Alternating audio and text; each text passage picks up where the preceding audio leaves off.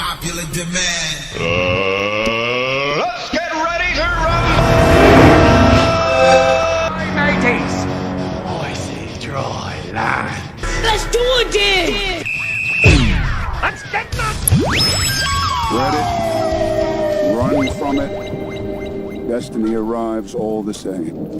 And now it's here. Or should I say, I am.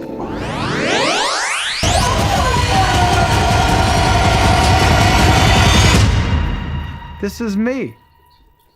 This is how I win.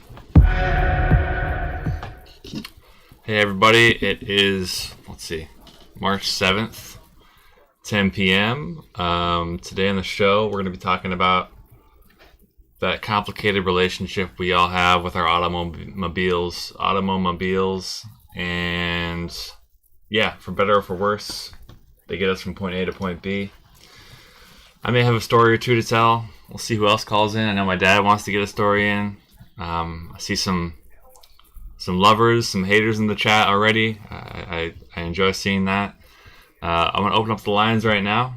862-801-5034. We'll try to get one story in before we go to Mr. Anderson. So 862-801-5034.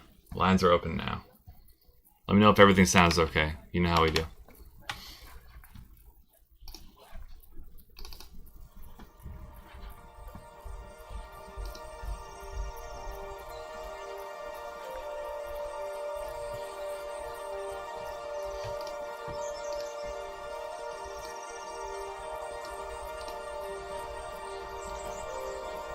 Make sure you turn off your feed of the isolation mode before you call in. At least turn it down.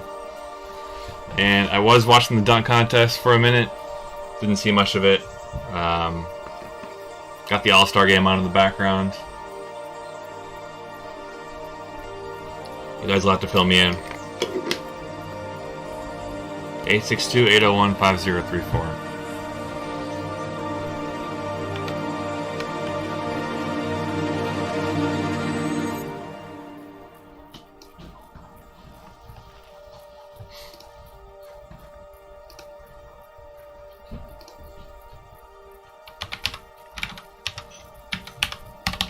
Alright, let's break the ice a bit. Let's break the ice.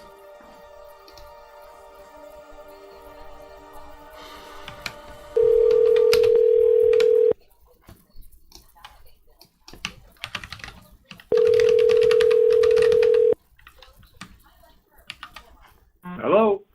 Hey, is this Tim? Hello? There. Hello. Can you hear me? I can hear you. Can you How's hear it going? me? I can hear you just fine. All right. So, we're talking about car troubles. Do you have a story for us tonight? Well, this is not so much a story of a specific breakdown, but it's a saga of life with a beater. Okay. How's that? Sounds great. Can't wait. All right. When I was in college in the mid to late 60s, I had developed a fondness for Volvos. I had no real thought of ever getting one because I didn't have any money. But one day I saw an ad in the paper in the Rock Island Argus for this is in 68, saw an ad for a 1960 Volvo for $325. Okay. So I drove it and it seemed to run pretty well. So I borrowed 150 from one friend, 150 from another friend, and threw in $25 of my own and bought it. Okay. With the promise of paying these guys back from my income from summer jobs. Right. Well, after I'd had it a couple of weeks, I decided I needed to have an oil pressure gauge installed. So I bought one and I put it in. There was a little fitting called a ferrule that I lost, and I decided it wasn't very important to have that, so I hooked it up. Turned on the engine. As soon as I turned on the engine, the oil line to the pressure gauge popped off and soaked my pant leg with oil. Okay. One of the few decent pairs of pants I had at the time. Yeah. If only we could fly. Well, I got that fixed. I found the little piece I needed. As it happened that spring, I started dating a woman Actually fell in love with her.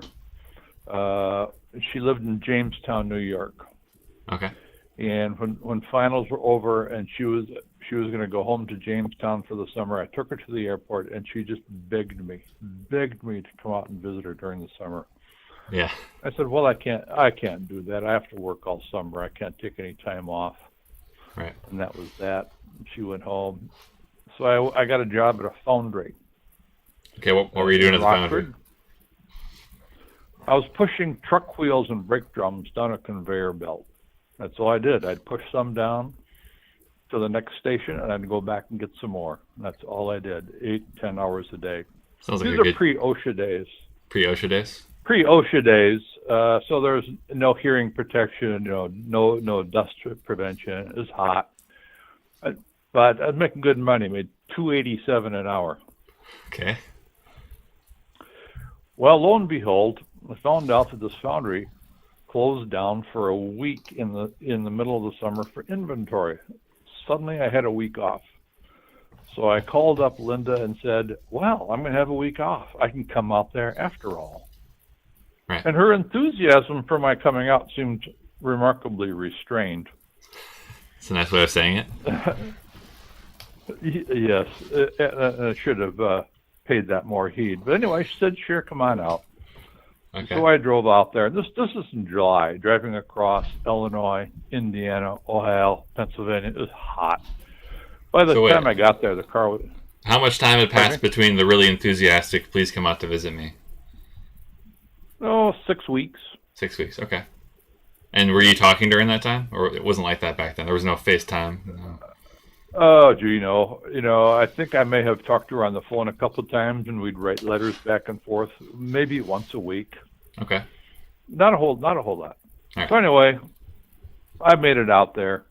Car was running really poorly by the time I got there. Turned out I had some ignition problems. I managed to fix it. But after I'd been there a couple of days, I found out why she wasn't so thrilled about me coming. And what reason was that? Turns out she had gone back to her old boyfriend in Jamestown. I see. Yeah. And I don't know why I didn't just leave and go home then, but I hung around for the rest of the week. Right. What But did you... I left. Go ahead. Pardon me? I was going to say, What did you what did you spend your time doing that week? Well, we went to an Al Hirt concert. I don't know if any of your listeners remember Al Hirt. He was a famous trumpet player at the time. We went to Niagara Falls. The three of you, or just you and her? Just me and her. Yeah, I don't know what she told the other boyfriend. Okay. I was also taking an accounting course in summer school, and I had to miss a week of class, but I worked on my accounting stuff while I was there. So anyway, I left, and she didn't give me any particular reason to think that we were going to take up where we had left off last spring. So I drove home. Car was running sort of okay, but it was a blazing hot day. I burned 5 quarts of oil on the 500-mile trip home. So that means you're pulling over and dumping oil down its neck every, hour and a half? Yeah, this is on the interstate. Whenever I pull off, I checked the oil, and I always needed more. Yeah. Okay. I always knew I had good fresh oil in there. That's true. So then what happened? Yeah.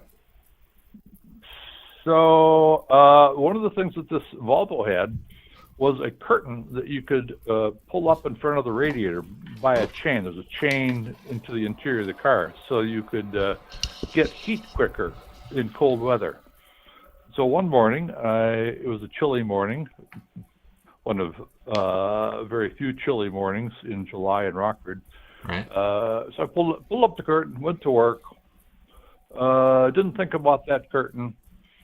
Drove home. As soon as I stopped at my parents' house, it overheated and blew out a radiator hose. Right. I didn't have any money for a radiator hose, so I just taped it up with electrician's tape. What about the 285 you were making at the foundry? Wasn't enough? Well, it didn't go very far. Okay. Didn't go very far. All right.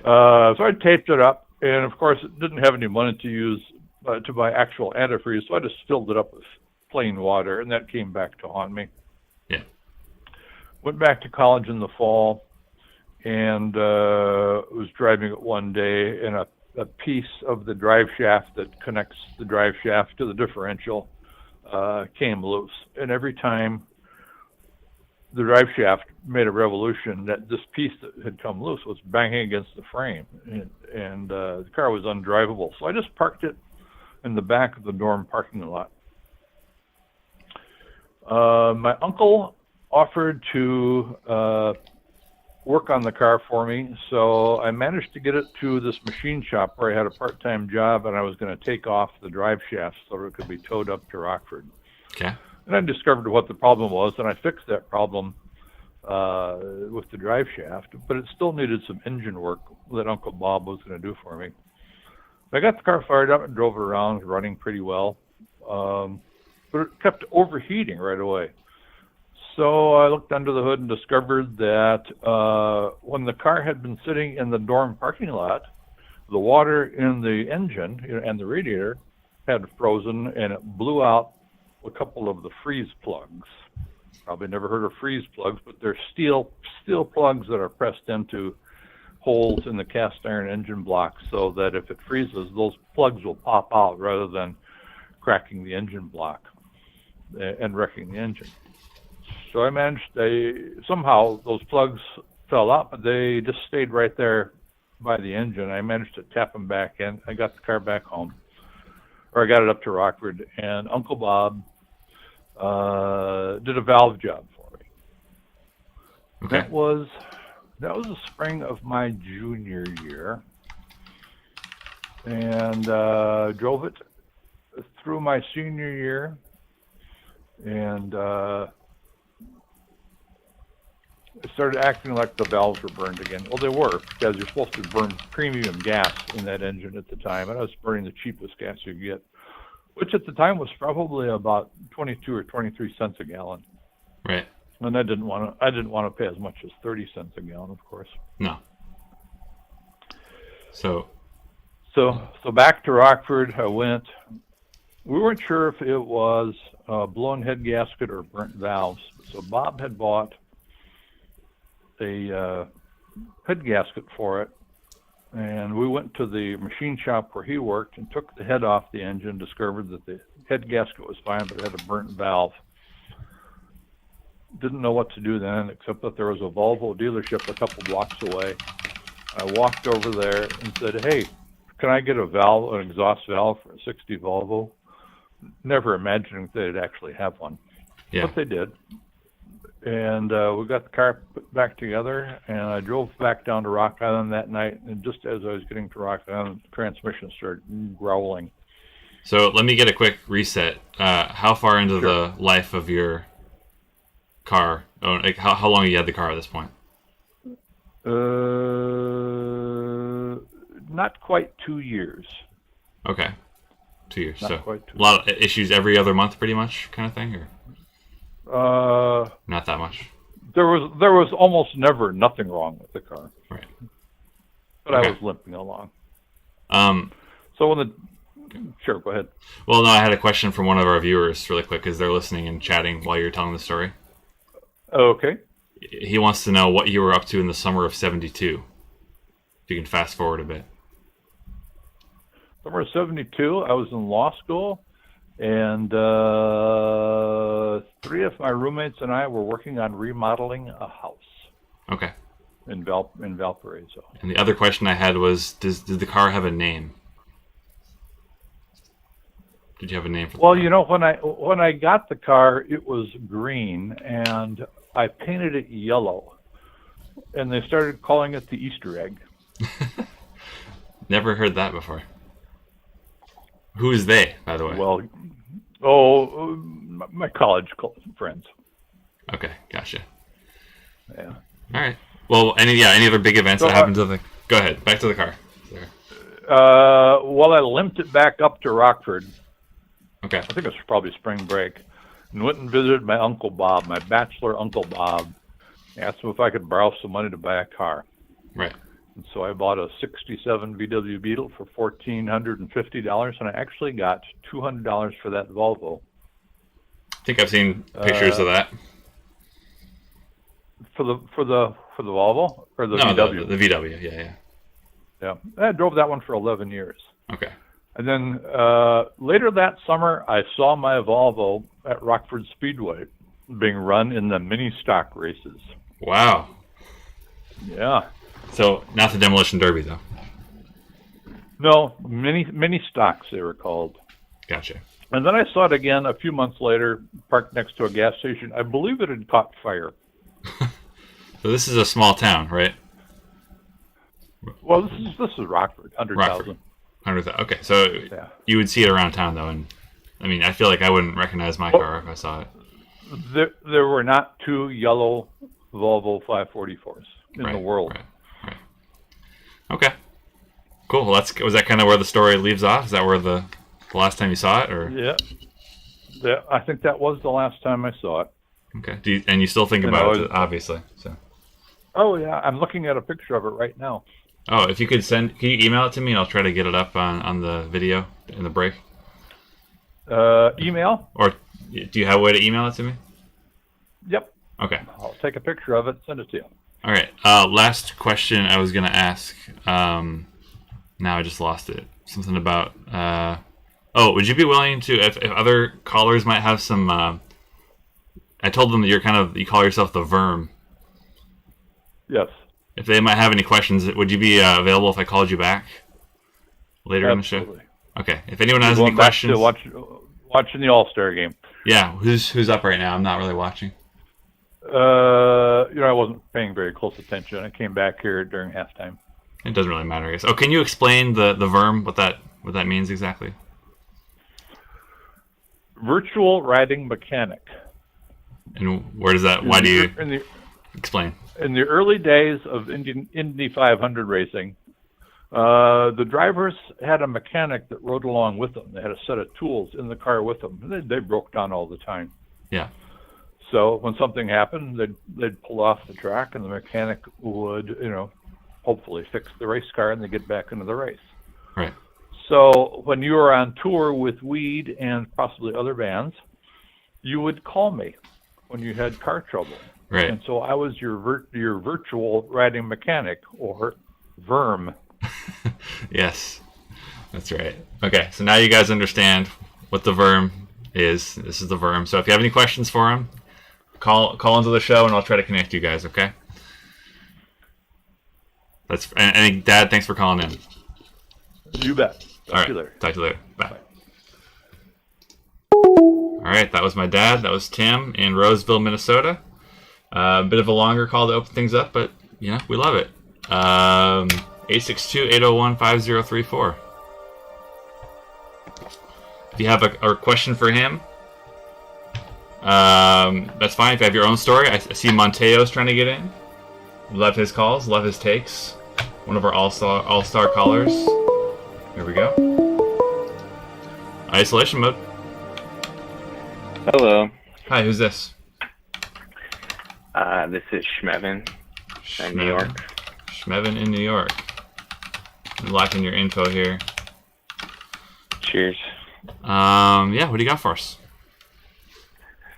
It's a story about car troubles, but other people's car troubles. Okay. I was living in Canada as a U.S. citizen, and multiple times I needed to renew my visa at the border, quite literally at the border, so I would have to drive down. Yeah. And I didn't have a car at the time, so I borrowed friends' cars on multiple occasions to do so at the very last possible minute, of course. So this was a high stress scenario, like I'm at the buzzer getting my paperwork to stay in the country. Right. Well, you know what they say. If it's due on Friday, do it on Friday, right? So. Yeah, and it was done on Friday. Okay. And it did get taken care of eventually, but not in the perfect manner. The first instance, I actually borrowed your car, the Prius at the time. Right. And I got to bring down all this paperwork, my passport, bills, money, just straight to the border. I brought it there, I was prepping my paperwork, go to get my stuff done. I come back to your car. The battery's dead. Mm-hmm. I try to restart it. I don't know where the battery is because there's like 3 different batteries in the Prius, and I got a jump from some guy. I end up frying, like the battery that controls the computer or the engine of the car was the battery in the back. Yeah, That was Prius, broken. Prius batteries are insane. Any Prius drivers in And the you chat, can't- you know. You can't go into neutral in that car, so getting it towed was like a major headache. And then, of course, I'm a cheapskate. I tried to replace the battery myself. It was a prolonged experience, and I Forgot about apologize. that. Yeah. I know, and that was That's just fine. that was the first time. That was a pain. But then I have to renew my visa again. This time I'm smart enough not to borrow your car because it didn't go well the last time. Right. I borrowed my friend who has like a early '80s Mercedes station wagon that's not dissimilar from a Volvo station wagon. Right. And my partner Chipsy and I were both going to get paperwork at the time, so we'd take the car. I've got everything with me. I brought my laptop because I was like, of course, had to print something on the way because, again, just like last time, I learned my lesson. I'm doing it the very last minute here. And I think I have like $500 cash with me because they require that to pay for it. My passport, photos of me, excessive documentation, a lot of important stuff. Right. And I'm Sorry, go ahead. Sorry, Josh, calm down. I'm driving there, and I'm pulling into the parking lot, and the car, all of a sudden, there's smoke coming out the hood. And I just go, oh my God, what the fuck? And the car dies. It's not moving. And I see the smoke, and I'm like, I just pick up I have my computer in a bag, I have all my money in a bag. I just pick that up, take it out, and run it to the curb just so if everything explodes, that stuff's fine. Right. But I'm stuck in the middle of the road. So me and Hannah are like, oh God, what the fuck are we doing? We try to put it in neutral, start pushing it to the parking lot. All of a sudden, this guy bikes up behind us and says, oh, do you need help? And he helps us push it to the lot. And I was like, oh wow, that's so nice of him. Yeah. And we get a spot. I'm like, okay, that's done. At least I can get my shit taken care of. The car's parked. I'll figure that out after, just like last time. Yeah. And I go to get my laptop and my paperwork and my passport and $500 that I put in a bag on the sidewalk, and it's gone. Oh no. Everything is no longer there. And I start freaking out. I'm like, what? Why did I do that? I just left everything on the ground. That was all of my money pretty much. Yeah. And I'm running around like a chicken with his head off, screaming, looking for it. I'm running. I'm like, did that guy? Because the guy that helped me all of a sudden is gone. He's on his bike. He's off. Yeah. And I was like, shit, did he take it? What happened here? And I'm running around. I'm at the border. There's border guards everywhere, but I'm just I go this way towards the trail. I just start running towards the border itself, and then a border guard's screaming at me, why are you running? Luckily, it could have gone a lot worse had it been someone else, but I'm just losing my shit, and I unfortunately called the cops at that point because I had no idea what else to do. Had it been a bit wiser, perhaps I wouldn't have done that. And I just reported it because I'm stuck there. I can't move. It was a different time. Different time. Yeah, it was a different time. I was ignorant, but I'm literally stuck in multiple ways. Yeah. And so I'm on the phone because I'd spent 30 minutes running around, and I was telling them what happened. And while I'm doing that, the guy that helped me push the car comes by, and he says he opened up the folder and saw my picture and says he realized it was me and he couldn't, run off with it. So he very graciously gave it back. And then I was on the phone, I was like, oh, it's not a problem anymore. Everything's good. I hung up on the cops. And then they tried to call me back, and I kept hanging up on them. And eventually I did get my, sorry, what? Did he give you did you take a cut or anything? Did he give you all the money No, back? I mean, I didn't even, I think he gave me everything. I don't really remember because I was just in a state of yeah, confusion at the time. You're saying he stole all of your luckily, stuff and then gave it all back? Yeah, I don't think he took anything, so I felt like an extra asshole at that time. Right. Sorry for the cussing, but it's fine. It's fine. I got my visa extended again at the buzzer, and then we get a ride back to my friend's place. It was a very unsettling tow truck driver. He seemed like he, hadn't seen the light of day in a long time, and drop off the car. And like luckily, it somehow personal worked thing? out again. It was but since I never got a visa renewed again, so I So that was I learned my lesson the hard way in that regard. But well, I'm sorry you didn't get extended permanently, but we're glad you're down in the USA. it worked out eventually. But I definitely fooled myself twice there. Yeah. And I can't Shame. get fooled again. Shame There's on not you. a third time at this point. All right. Well, that would do it for me, I think. So, see some other callers trying to get in, so I'm gonna cut you off here. All right. But thanks for the call, Catch Cheers. Shmevin. I'll talk to you soon. Thanks for having me. Yep. Good eve. That was Shmevin in New York City. What else you got for us? 862-801-5034. I know things have been running long tonight. I hope you don't mind, but lines are open now.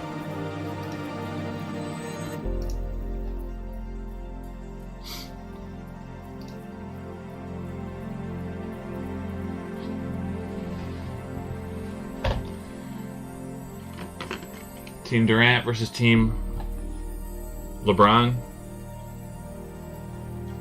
Fourth quarter, pretty much all you need to see for this one. Last year it was a really good game, I do remember that, but it's not the same without the fans, is it? 862-801-5034. Monteo, waiting for your call. Now's your chance to get in.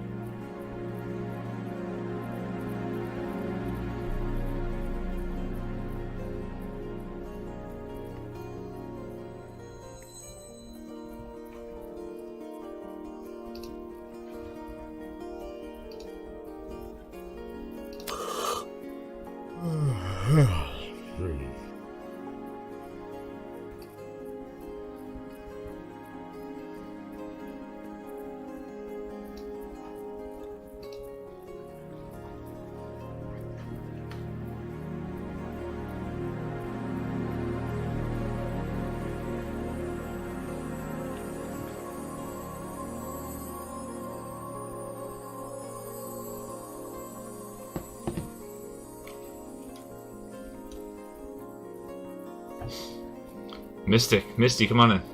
Just get on the line. We got some dead air right now. 862-801-5034.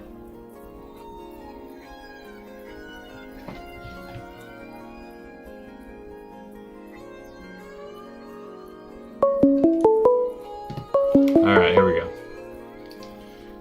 Hello, you're in isolation mode. I will. This is Caleb from Las Vegas. How you doing? Caleb from Las Vegas. Yeah. Let me lock in your information here. Okay. Go ahead. What do you got for us? Just got a quick story. Related to car troubles for sure, because it all starts with car troubles. So some stories start. But yeah, dude. I had got gifted my first car from my grandma, which was a big deal for me because she had never really bought me shit before in my life. Okay. So I was like 21 years old.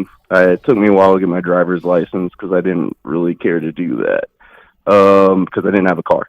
No reason. So I get this car. Yeah, of course. Yeah, I didn't see a car coming anytime soon because I can't afford those payments. But I get gifted the car, and so get it insured, registered, whatever, and starts all the car troubles. Which I didn't know what I was getting into. I bought the car. Seemed legit, had a mechanic come and check it out before I bought it. There was a couple oil leaks, no big deal. So, I spent probably close to 2 years fixing this thing up. It was a 97 Honda Accord LX, which is the luxury class. It was pretty tight. So yeah, it was cool. I loved it. Got to play my cassettes because still had a cassette player. Sound system was luxury class. but yeah, so I fixed it all up. I mean, I ended up having to replace the transmission, dude. Like, had to like repair the head gaskets and everything during this whole time. And so as you know, like those are like deal breakers with like car repairs, especially old ones. They just tell you to get rid of it. I'm like, you know what? You know, I like this car, and I'm going to show how much I like it by spending all the money. And so I did, and I had luckily a good mechanic and everything. So, and now a couple years later, driving the car, coming back from a show that I left early because I didn't feel like being there. And yeah, driving the car home, and I'm like literally 2 seconds from my house. It's like the intersection right next to my street. And there is a light, a four-way light. So, you know, I'm coming back, see a green light at the turn. It's not a yield, it's a left turn. And I basically like cruise through. It turns yellow, like, but I'm already out in the intersection as it's turning yellow. Right. But I wasn't like, it was like a slow speed street, so I wasn't going too fast. So I'm going through it, and, you know, it's a red light, so I don't really think to hesitate. You know, it's a red light for oncoming traffic. And go to shoot through it, and I guess the light changes green as I'm turning. The car hits me. Like, the car didn't stop coming to this red light because it knew the light was going to change green. And, yeah, car hits me. My car gets freaking totaled. And their car, like, they lost, like, literal, like, plexiglass bumper. And that was it. Like, they were able to drive home, and luckily I was close enough where we just pushed my car into my driveway. But yeah, after all these car troubles, there was first car. Never had an accident before. So I'm dealing with it, and, like, they don't tell me to, like, you know, like, file a police report or call the cops. I do anyways. Like, you know, I'm just like, I don't know what to do. Never been in this situation. Yeah. And call the cops. They're just like, I don't know why you called us here. I'm like, I don't know either. And they're like, you know what? Like, don't worry about it. Like, your car took the brunt of the damage. So I'm like, oh, thanks for being understanding. So I pushed my car home, whatever. Reported it to my insurance before I even got home. And when I had talked to them, they were telling me, like, yo, this is clearly not your fault, which I felt like it wasn't. They were, like, kept, like, focusing in on, like, well, was it yellow before you got past the crosswalk or after? It was like, yeah, it was after. And they're like, oh, yeah, for sure, you're gonna get your, you know, your settlement or whatever. Yeah. So that's cool. And, yeah, called back a week later, and they didn't know where my claim was.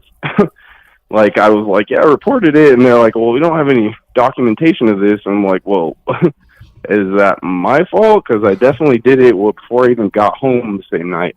Yeah, you were still pushing the car when it was happening. So. Yeah, yeah, it was like pre-pushing the car. I had already fucking filed, because I actually waited a while for the police to show up. Didn't know I didn't have to do that. Right. But yeah, so basically they, like, lost my claim. And then I retold them and reasserted my claim, and they were like, oh, yeah, for sure, you're going to get the settlement. And then call back, check on it a couple times, nothing happens, and then I call back a third time, and they're like, oh, yeah, so, yeah, we defaulted. The insurance company? Yep, without notifying me or anything. So apparently this can happen in the state of Nevada. I don't know if it's different per state, but something to watch out for, I guess, because they'll just default without telling you. It's a cautionary tale, yeah. Never heard of that. Yeah, and so, like, that was progressive. Just shout out to anyone who has that shit. Progressive default? Sorry, my language. No problem. Yeah, we don't have that rule anymore. I mean, don't go overboard with it, but yeah. Yeah, of course. But yeah, like, basically, long story, a real message of the story, just reporting in, but, yeah, like, don't trust Progressive. They defaulted on my liability. They pretty much made it so it was my fault, and it wasn't. And yeah, yeah, we've got lots of supporters in the chat saying I want to smoke a blunt with this fool. Said frick Progressive. So you got some supporters. So I appreciate your call, Caleb. Hey, it feels good, man. Yeah. Ultimately, the sad loss was all the stickers on the back. What was the best sticker? Big collection. Best stickers, dude. There was a lot of them. I mean, most of them were just like bands I played shows with, so there's like sentimental value. All right, you know. we're gonna leave it there. Thanks for the call. Yep. Of course, yeah. Talk to you soon, Caleb. All right. Cool. All right. Bye, Will. Bye. Appreciate that call.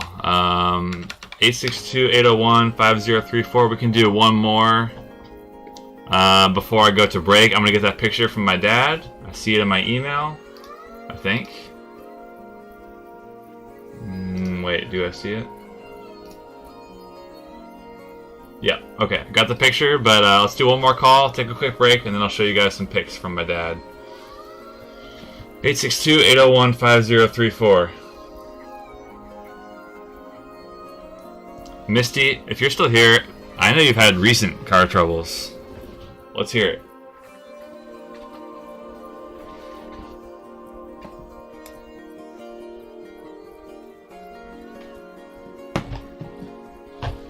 Anthony Davis is on TV.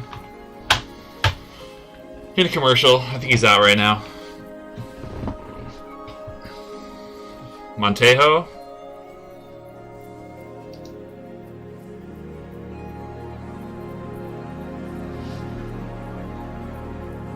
Oh yeah, I'm looking at the picture now. But I'm not going to show you till after the break. 862-801-5034. If you got a quick word you want to get in, comment, respond to the previous caller. Respond to Tim, respond to Cap Schmevin. Anything you want to do, just open lines. Okay, here we go. Isolation mode. Hey, it's Mabel in Chicago. Mabel in Chicago, what's going on? I've just got a quick one. I just want to talk about a car that I had to leave to the junkers recently that I miss very dearly. Okay, what's the story behind it? It was my first car. I got it when I turned 18 years old. It was given to me from my grandma. Oh, a lot of grandmas giving their car. Yeah. Yeah, well, it was just lying around. They didn't want to use it, so they gave it to me. My mom drove it down from Minnesota, and that was my technically my graduation gift, even though I technically didn't graduate. Okay. But it was a 2008 Saturn Astra. Okay. Sorry, Josh, come on. Good. Okay, go on. I'm gonna need you to take it down a notch. That's Josh, my phone screener. He's being a little bit of a brat right now. Go on. Your mom drove it down from Minnesota. Saturn Astra. Yeah. And it was a piece of shit. I loved it so much because it was just my car, you know? Yeah. And I'm just going to say the last two things that happened to it, because there's a lot, and I could go on forever, but it's not really that interesting. Okay. But the last two things that happened to it that led to me getting rid of it, the first one was over the summer, I had it parked in front of my house, and a man was buying a motorcycle across the street. And he had never driven a motorcycle in his life, but he was buying one off his friend. And he gets on the motorcycle and immediately spins out, crashes the motorcycle on top of my car. On top of the hood? Yeah, or he drove it on top of the hood. And then the motorcycle just fell off from there and spun out in the middle of the road. Wow. You were watching this happen? Actually, my roommate and good friend Annabelle watched the whole thing, so really the story is best told from her. I was in the apartment when it happened, but she saw the whole thing happen. This is recent. This was recently. This was over the summer, yeah. Is Annabelle there right now? No, Annabelle is drinking beers on someone's stoop in a different neighborhood right now. All right, we're gonna try and get her on, but keep going. Yeah, maybe give her a call. I want that perspective. I want that perspective. Keep going. So I go outside and I talk to the guy, and I'm like, you know, it was a crazy day because I also just got off the phone and found out that my friend was arrested. So I'm staring at my car, and this guy's like, "Hey, I'm really sorry." And I looked at him, and the only words that could come out of my mouth were, "My friend is in jail." Wow. Then I just stared at him, and he was like, "Oh, well, I'm a mechanic." And I was like, "Oh, that's great news." Wow. Turns Okay. out the car was, mostly fine. Just a giant dent in the hood. Okay. So that didn't do But it then in. a month later, what was that? What's going on? What'd you I say? said that didn't do it in. No, it was fine. It was okay. It was Yeah. okay. Really dented. It had like some minor like computer issues. It's a sensor was broken or something, but no big Yeah. deal. It was running fine. Right. But then somebody smashed my windows in. Like, I don't know why or how it happened, but I just went downstairs one day and again, my car's parked in front of my apartment, but the windows are smashed. Okay. And a Saturns, they don't make those anymore. So replacing a window on a Saturn, it costs so much money. And it got to the point where I was just like, the end of most cars' life cycle, you just realize I'm putting way more money into this than what this car is worth. Right. Yeah. And I have to cut myself off. I need to say goodbye. And it was very sad because I loved that car. I drove it, across the country multiple times. In the psychology world, we call that the sunken cost fallacy. Yeah. You're going to have to tell me more about that. I'll tell you off air sometime, but Off air. I'd yeah. love to hear about that. sunken And cost fallacy. It's a terrible car. Look at pictures of it. It's very funny looking. It's very small. It's a little hatchback. I think it's cute, but it's definitely ugly. All right. And I had a sticker on the back of it that my sister gave me that What was the said, sticker? it said, "I break for retail history," and it was from a website called deadmalls.com. Okay. I was about to say, if it was a band sticker, I was about to run you off. But No, okay. absolutely not. No band stickers. Okay, cool. That's it. No That's band going to be an stickers. absolute fucking no-go for me. Absolute fucking no-go. Yeah, okay. Who do you think I am? What is this? We get a lot of rock and roll types calling You into think the I'm show. some kind of indie rocker? I don't think so. DIY person, I don't know. But, okay. Well, I'm glad that you've moved on, sounds like, right? You have a new car now? New car, Toyota RAV4. It's great. Okay. What year is that? Oh, I think I always forget. I think it's a 2014, but I might be wrong. It might be 2013. All right, we're going to go to the next caller. Thanks for the call, Mabel. All right. And we'll speak to you soon. All right, talk to you soon. All right, bye. That was Mabel in Chicago. I missed a call, but I'm going to go to break. I will pull up this picture for you guys because I know you're all antsy to see it. Working on some new... Oh. If this is short, we'll do it, but I'll see. Hold on. Isolation mode. Hey, what's up? It's Lil Sis in Texas.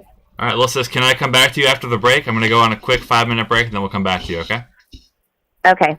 Wait, hold on. Before we go, let's sell the hell out of this call. What's it about? Well, it's more of like a bad road trip story. Any like hook, line, and sinker? Can you get us in before we go to break? Almost running out of gas in the middle of nowhere. Okay, when we come back, Lil Sis did run out of gas in the middle of nowhere. Almost? Maybe? We don't know. We'll see. We don't know. I'll tell you when we come back. We'll be back in just a moment. All right. Call you back. Bye. All right, so I'm going to take a quick break, play some music for you guys, and yeah. Get your calls in now if you want. I'll call you back. Lock that in. 862-801-5034.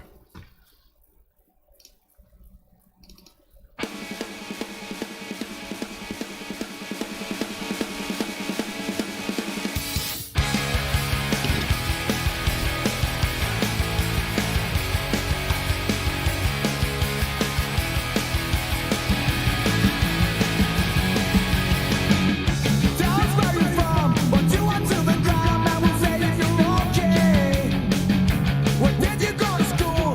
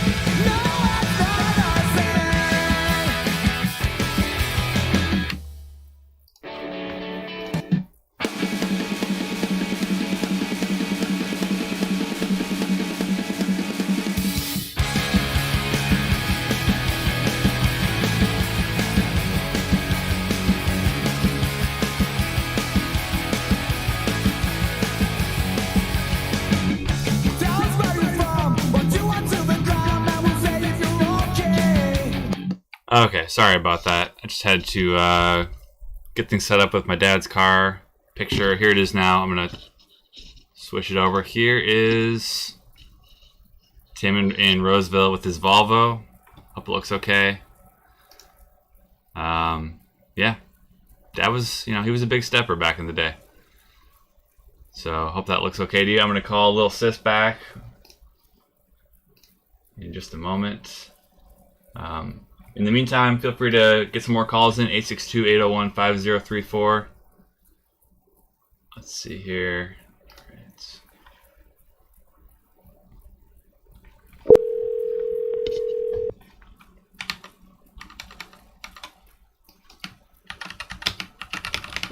Hello, Hey, is this little sis? this is she. All right, let's hear it. I got you locked in here. All right, so the car that we were taking the road trip in is Matt's current car. It's a 2005 Pontiac Vibe orange with a Settlers of Catan bumper sticker on it. Okay. We got this car from his mom. It was gifted to us from Mother Beanpole. A lot of themes, gifting, moms, even keep going. Sorry. Yeah. So we live in San Antonio, Texas, and we're taking a road trip out to Fort Davis State Park, which is like near Marfa, Texas. It's like a 7.5 hour, 8 hour drive. It's long. Right. And so we're driving. We're having a great time, playing lots of fun card games. What card games were you playing mostly? What were we playing? We were playing like the one. I think we've talked to you guys about it before, where like you pick a movie that the other person hasn't seen, and they have to explain the premise of the movie to you without seeing it. Not familiar with that one. Andrew McKibben, shout out. He taught us that game. Okay, shout out to Candleman. It's pretty fun. Anyways, so we were driving out to Marfa, and when you get to a certain point in Texas, there's just so many small, tiny towns, and none of them have gas stations. We didn't have self-service. We're in the middle of nowhere, essentially. We got to this one little town and ate some lunch. And right before we got there, I asked Matt, I said, hey, how are we doing on gas? He was driving, and he said, oh, we're great. I said, okay, cool. So we eat lunch, Famous we leave. last words. Yeah, we're about 40 miles outside of the town that we left, and he just goes, oh, shit. And I'm like, what? And he said, the gas light just came on. And I immediately started freaking out because, like I said, we don't have cell service, so we can't look up the nearest gas station or anything like that. And we're seeing signs for little towns, but when we get to the towns, there's nothing. No gas station, no people, nothing. You are just driving. Right. And so getting pretty scared, we see like signs on the side of the road that say like, don't pick up hitchhikers in this area. They could be escaped convicts, which is like also very unsettling. Quick question. Can we reset things? You're in Texas. What month was it again? It was in March. Okay, so I'm thinking, summer, it's going to be blazing hot. It's still pretty hot in Texas in March. I'm just trying to set the scene. I want to feel like I'm there, Your back is sticking to the seats. Is it, Well, it wasn't like that, but the sun was going down. So okay, that's even worse. Late. Right. Yeah, okay. It's getting late. Okay. So, we were going to stay at this really cool lodge in Fort Davis, and, I'm crying and, like, freaking out. Beanpole is, like, silent, white-knuckle driving the whole time. And finally, we see a sign for Marathon, Texas, and thank the Lord, it had a gas station. We coast into the gas station, and immediately, without getting out to pump the gas, Beanpole just runs out of the car and starts running into the gas station because he felt like he was going to poop his pants. He was so stressed out. And, usually I like to razz him for things and get on him, but I was just so happy that that we made it that I didn't get mad at him for it. But this is a lesson to you guys. You know, make sure you've got gas because you never know when you're gonna run out. All right. Right on. Thanks for the call. Yeah, thanks for having me. And if Beanpole wants to call in to give his side of the story, let me know. It'll be the same story. Okay. He can't try to get himself out of this one. Well, we'll see. 862-801-5034. Thanks for the call, little sis. Let's see here. Anybody else I missed? If you tried to get in and you couldn't, now's your chance. 862-801-5034.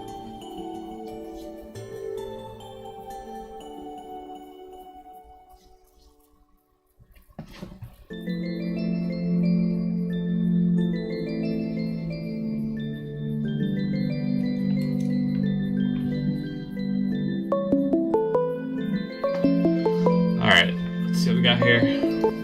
Isolation mode. Yo, it's Kraken. Hi, who's this? This is Jorge Lopez from Oakland. Jorge Lopez from Oakland. Yeah. Get you locked in here. What do you got for us? All right, so this was back in 2018. My mom gave me her Chevy Aveo. Okay. 2006. Right. And I had it for a year before I had to renew the registration. Yeah. Like I didn't really have any issues or anything like that. And okay, then so first year, no problems. Yeah, first year, no problems. And then when I tried to get the registration renewed, it didn't pass smog. And I was like, what the hell? Like, nothing is going wrong with the car. Okay, for our non-California listeners, can you explain that for us? What does that mean, pass the smog? So registration means that, like, you have to renew, like, the right to drive it, like, every year, like, every, like month you got it in California registered, you have to, like, pay, like, usually, like, $100 to get it renewed next year. Okay. Which, like, sucks. It's, like, a lot of money, a lot of hassle, too. Right. So passing, just so you guys know, passing the smog means it passes a smog emission test, right? Yeah, exactly. Gotcha. Okay, that's all I was trying to get you to say. But go on. So then, like, I got smog, and like it said, like the ECU was broken, and that would have cost like $1,000 to get it fixed. Okay. And then I tried to get my friend Montejo to like get his uncle to pass it for me, but it was like $400. I couldn't afford it at the time. Right. So I was like, screw it. I was just trying to see like what I can do the next month. Wait. So hold on, back up. When you break that down for me too. You said Montejo's uncle can get it to pass. Is it kind of like a like left of center, under the radar type of thing? Yeah, sort of. But like it's like I would have rather just gone to fix, but like I just didn't have the money at the time. Right. So I was like, oh, let's kind of weigh my options, and, like try to like dodge, like getting pulled over, like with the sticker and like not renewed. I see. So then like pretty much a month after I try to get it smog, like I pull up on the Bay Bridge and then like all of a sudden I see smoke billowing out from the hood. Yeah. I was like, damn, like this is the trouble that I've been like having with my car. This week finally coming to a heat, and then like I had to pull over, and then the bridge police, I don't know, they're not really police, they just like monitor like the bridge. They bridge towed it police? to my house. Yeah, they towed it to my house for free, which is like pretty nice, and I live like less than half a mile from the bridge, so it's like they took it there, and I was like, dang, like what am I gonna do now? Like my car doesn't work, like I have no money to see like what's going on because the computer's broken. So then I'm like, I live in a duplex with a gated driveway, but I live upstairs, and my downstairs neighbors like mostly use it, but they wouldn't like let me use the driveway, park it for like at least a day before I get it towed. Right. And then I was like super mad at them, like they like didn't respond to me, and I was like, my car's busted, like can you just let me like keep it in the driveway for like a day or two? And they're like, people are touchy about their parking spots. I know about this. Yeah, not me. It's, like gated but, and like yeah, it sucks because like it's like a gated driveway, and like my neighborhood is like kind of prone to having like your car like stolen or like broken into. So I was like, screw it, I'll just leave it on the side street for like a couple days. So I leave it for like about a few days, and then I like didn't like go to it for like 5 days. And like on the 5th day I went to it, and like the window was smashed open. And I was like, dang, like what happened now? And like I go into my car, and it's like all like dirty, like smells super bad. So I figured somebody like broke in and like slept in it. Okay. For, like maybe like a night or two, and I was like, dang, like my like luck is getting worse, and I'm like, I just gave it up in the car, and I'm like, had to take it to my parents' house, and like it's still there. It's still there to this day. And I didn't get any car. Yeah. And then I didn't get it. It's still there. Like I think we might get it fixed soon, but I got my sister's car, which works even better. So okay. Well, I'm not gonna go back to that car anytime soon. yeah, let's leave that one in the past. Yeah. All right. Thanks for the call, Jorge. Or is there more? Yeah. No. Yeah. Thank you. Oh, okay. That was Jorge in Oakland. Thank you, Jorge Lopez. 862-801-5034. What kind of entertaining car trouble stories do you... Okay, here we go. Isolation mode. Hey. Hey, can you turn down the feed volume, please, in the background? Yeah, I think I turned it off. Is it good now? Yeah. Who's this calling? Okay. This is Matt from San Antonio. Matt from San Antonio. Okay. What do you got for us? Yeah. Well, if you were listening, I mean, you were, of course, but for other listeners, a couple calls ago, Lil Sis called in about the almost running out of gas story in Texas. I was the driver.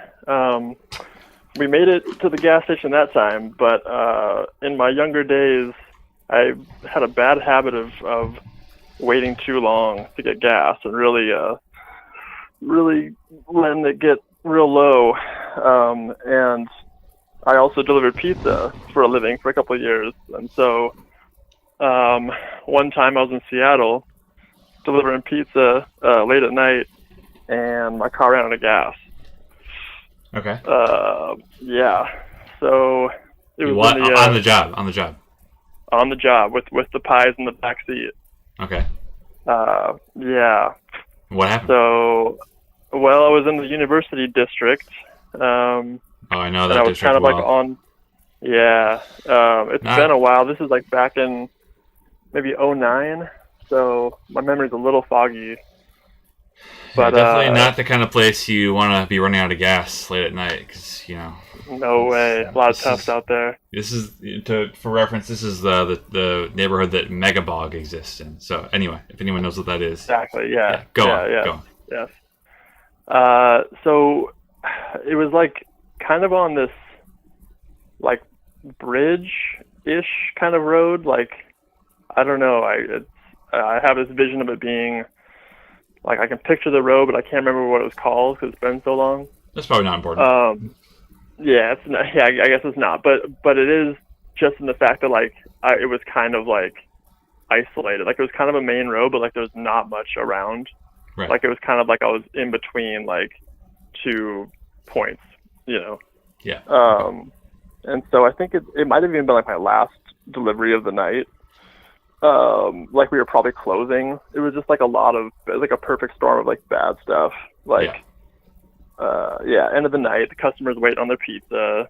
I blew it. My car's sitting there dead. So, I got up. I got out of my car and I was just like, I don't know what to do. I think I maybe called like the store and like some friends, but like none of my friends really like drove or had cars then. So and they still don't. Yeah. No, I'm just kidding. So wait, this was 2009, you said? Yeah. So this is like iPhones weren't totally ubiquitous yet. Smartphones. No. Yes, and I was like a real latecomer with the smartphones. Like I was pretty like against it, so I didn't have a smartphone. Okay. And I walked, like, again, it's kind of a foggy memory, but I know that I did end up walking to this gas station.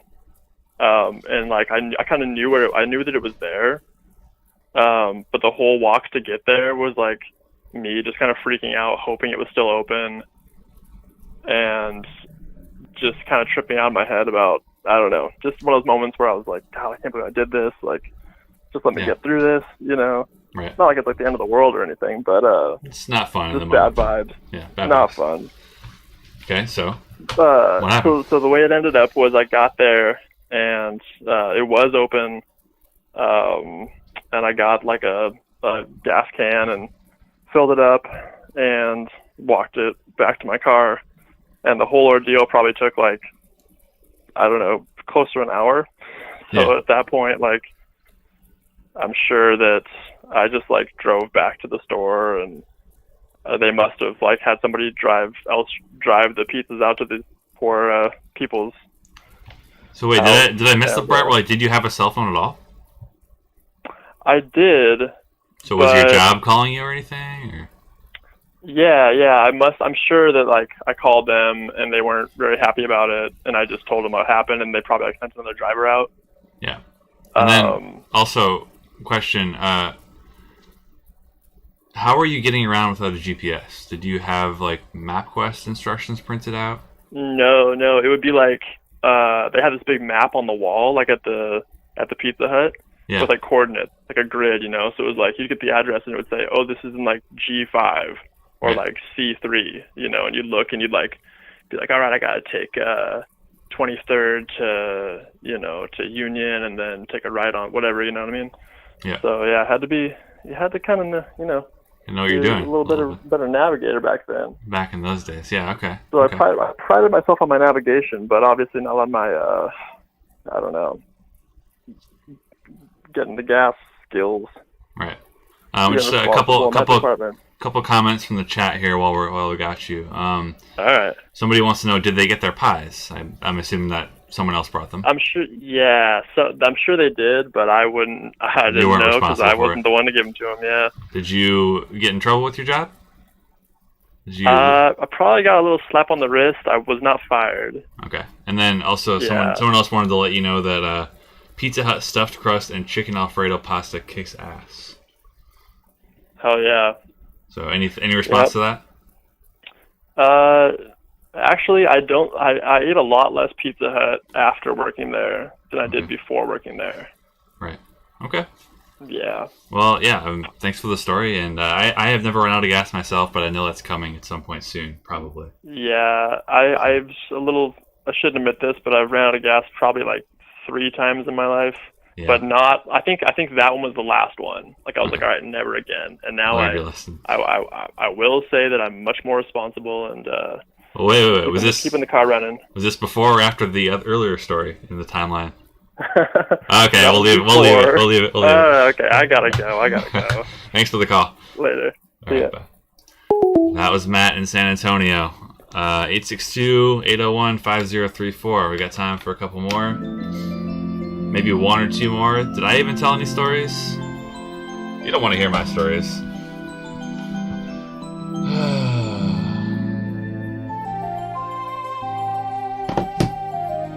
What do you got for us? Give us one more good one, people. 862-801-5034. Okay. Oh.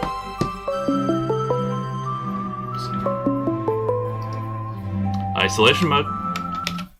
Hey, this is Summy in Kentucky. Summy in Kentucky. I love that rhyme. It's nice. All right. What do you got for us? So, okay, this story, I have like a lot of car stories, but they're all really boring and like not important. And so I was trying to think of something I could call in with. And the story definitely involves being stranded. Does that count? It definitely counts. It's a doozy, but I'll try to make it quick because there is like a really funny circumstance to the ending of the story. But we love it. We love a good punchline. It's if you can make the punchline land, then it's all worth the time. So we can extend it. Let's go. Maybe not funny like comical, but just funny like interesting. But anywho, the story goes that I'm 16 and I am dating this guy who's really sucks, total fuckboy. What was his name again, by the way? His name, he went by, I don't want to say names because that got me in trouble on here before, so I'm just going to say his first name, which is Aaron. That is factual. But anyway, I'm dating this guy named Aaron. He's definitely not a good boyfriend, and we are at the mall together, just doing couple shit. We've been together for like almost a year, and he needed to use the bathroom, and so like the mall bathroom area has like a waiting room kind of deal with like couches and stuff, and I'm sitting in the waiting room area, and I was playing a game on his phone, and when it was Bejeweled. I specifically remember that because while I was playing, he got a notification that was an email that was like a response to a Craigslist ad. So this is where it's like not really about cars, but it gets to be about car issues in a second. Okay. I'll Set try it to up. make it Set it quick. up. No, set it up for us. So basically, I click on this email. I'm being a jealous young GF, and I click on his email, and I realize that this motherfucker has posted an ad on the connections area of Misconnections. Craigslist, like casual he is- encounters or whatever. Yes, like he is seeking a casual encounter on Craigslist, and I was like, oh my god, dude, like, you know, it would be one thing if you cheated on me, but like, you're on Craigslist, bro, of all fucking places, like, That would do it for me. I think, yeah. so not to get it too into detail, but I'm very you can. upset. And when he comes out, I just hand him his phone with the email pulled up, and I don't want to go into like that conversation because it was just a bunch of him denying and then saying, well, he was really drunk when he posted it and all this other stuff. But I was like, yeah, like, I'm breaking up with you right now because this is just a little too far for me to care to move forward with you, you know. This man was a bona fide scrub. You know, we get our shopping bags. Like, it's so awkward, and he's so mad that he got busted doing some really dumb shit. And so, like, we get in the car, and he's, like, so mad still that he is like, you know what? I'm not taking you home, actually. And I was like, dude, what are you going to do? Just fucking leave me here at the mall 30 minutes away from my house? I was And going to he's say, like, set this up. This is in Kentucky still? yeah, at the time I lived in Franklin, Kentucky, which is about 30 minutes away from Bowling Green, which is where I live now, which is where we were at that time. Okay, so you're 30 minutes from home. Yeah, we're at the mall in Bowling Green. And you said you were 16? I was 16. He was way older than me. It's pretty, yeah, you know, we all make mistakes. But he gets so mad at me for insisting that he take me home that he punches his windshield, okay, and cracks it. He reported this to his insurance that he was attacked and literally got it paid for, which I'm still like, you fucking idiot. But he left me at the mall and drove off with a cracked windshield, and my cell phone's dead. I don't even know that I had minutes. I was like rocking the prepaid thing you do when you're a teenager, you know? Yeah.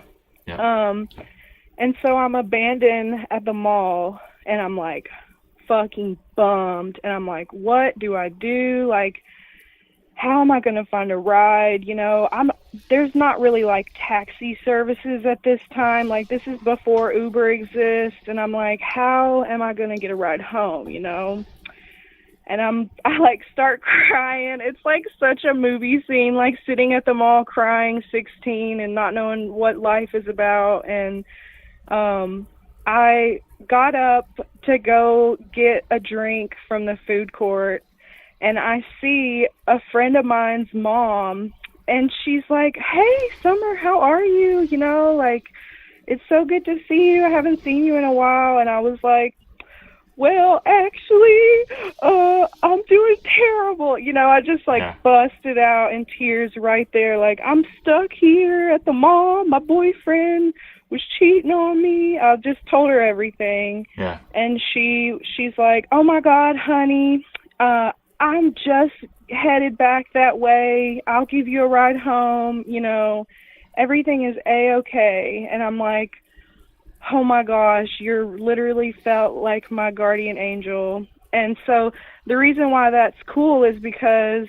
this lady is my current partner's mom. Oh, so wow. like, yeah, it's just funny to think back on like the times in our life that we were kind of oddly intertangled before we were like even seriously close or romantic in any way. So like, even though this wasn't super about cars, it was kind of about car troubles and being abandoned. And I was like, you tied in the windshield cracking, insurance. I think it's all related. So we appreciate it. yeah, I just thought it was cool that like such a shitty fucking happening. It's just funny to think back on now because I'm like, dude, that's my partner's mom, you know, and she's awesome, fucking awesome lady. So anyway, that's my story. Thanks for listening. Thanks for calling in. Summer in Kentucky. Always a good call. All right, have a good night. Talk to you soon. All right, 862-801-5034. I'm going to let it go for 10 more minutes because we want to end on kind of an even number. Seems to be an hour and a half is good. I did see there's somebody who wants to tell their side of the story. Let me try to get them on, but if you want to call right now, lines are open, 862-801-5034.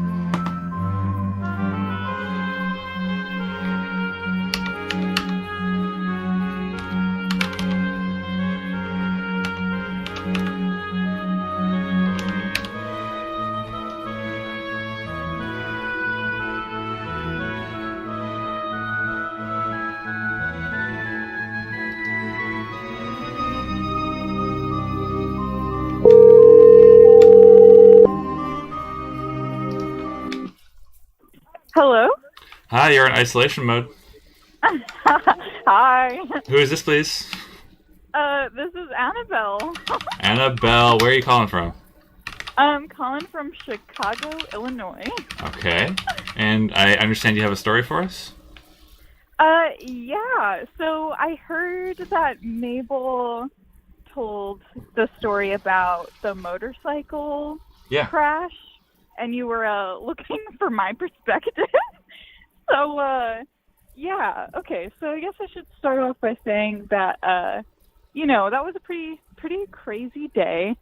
And Mabel and I were like in a like drive-through type rally situation, and our other roommate Erin and my boyfriend Ethan were like at this action downtown, and you know, stuff got all mixed up and messed up, and my boyfriend got arrested, and it was like a whole big thing, and I didn't know any of this, and Mabel and I like went home, and we're about to like head out on our bikes again to like meet Ethan and Erin at this protest, and I was getting my bike out of the garage, or like out of the basement, and as I was standing at the front door with my bike, I watched this man across the street get on a motorcycle for the first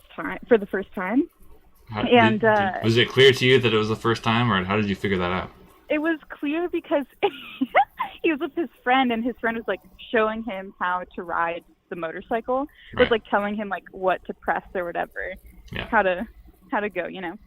And so this guy gets on the motorcycle and like goes full fucking throttle, and he is literally like wheeling out of control across the street coming towards me, and I'm like, you know, pretty stressed, like kind of like just in shock of what I'm seeing. And then I watch him, I watch his whole body that's already in the air slam against the roof of Mabel's car because it was parked right in front of me. Yeah. And just as his body hit the car, I got a call from Aaron. And Aaron was like crying and was like, Ethan got arrested. Like, I'm so sorry. Like, I don't know where he is. And I was like standing there, like watching this man like come off of Maple's car. Oh my and God. like watching this other guy like run over to him, be like, "Oh, are you okay?" And like listening to Aaron tell me about how Ethan got arrested. And yeah, that's my story. That's I guess, insane. for you. That's insane. Yeah, definitely one of the craziest moments for me. It just, you know, it's like one of those things where it all happens at once and you're just like, well, no idea how to handle this. Totally. Awesome. Well, yeah, I'm glad to hear that side of it. Yeah.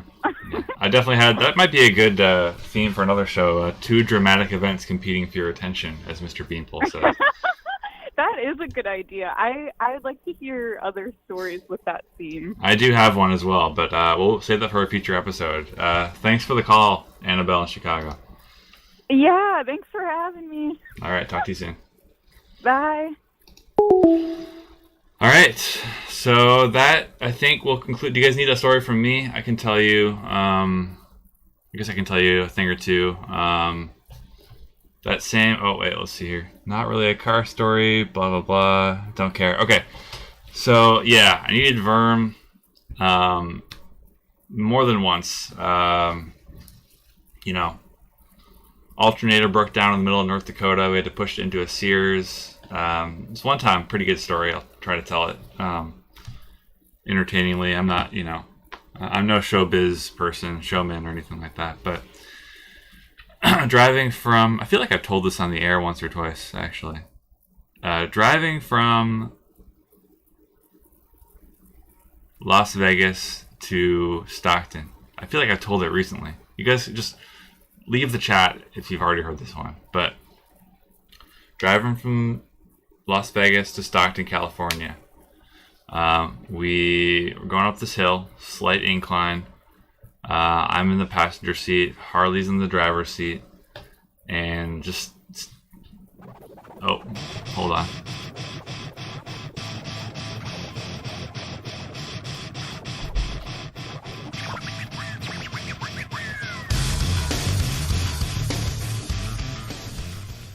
Thank you, Wet Pop Tart 69. I hope you'll stick around for future streams. Anyway, the gas is not getting to the machine. It's just kind of like chugging slowly and slowly.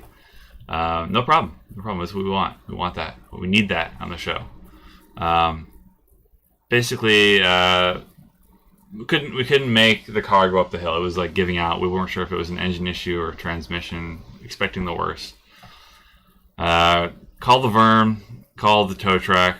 You know, Verm says call the tow truck, and so we do, and get the whole thing on top of the pickup truck, and it was kind of like cool because we had to. It was like one of those pickup trucks that the entire van, like all 4 wheels were on there, and we actually got to ride in the van, like we were kind of still driving, even though we were on top of a pickup truck. But anyway, it was like an hour, 40 minutes to an hour tow, and we could tell that like this is going to be expensive, basically. And we pull up to this little tiny garage in the middle of the desert, thinking we're going to miss the show. This is a rock story, but definitely going to miss the show, and pull up to the garage, and it's like this old guy and like a little kid, kind of like probably like 12-year-old kid, running the shop together. And the kid runs out, is like saying something. Oh yeah, I could tell. We got the call already. We know what it is, and we know what's going on. Take the van off the lift, and apparently the mechanic just needed to breathe on it, and he said, "Oh yeah, spark plug was loose." Plugged it back in. Closed the hood. The tow truck driver said, "Have a nice day." Didn't ask for any payment, just left. Just somehow, this is tour magic, you know. sorry guys if I've told this story before. I feel like I'm repeating myself, but this is what happened. And he just needed to sneeze on it, fix the spark plug. There was nothing to it. And went out, made the show that night, and continued to suck at rock and roll for another 2 to 3 years after that. Thanks for tuning in. Next week we'll be back with another topic. isolationmoderadio@gmail.com. New issue of Association Update coming out this week. I'll cover what I saw of the All-Star game. What else? After party in the ski lodge. Where are we dropping tonight? Let me know. We'll be talking about that. And have a great night, guys. I'll give you some footage of Josh in just a second.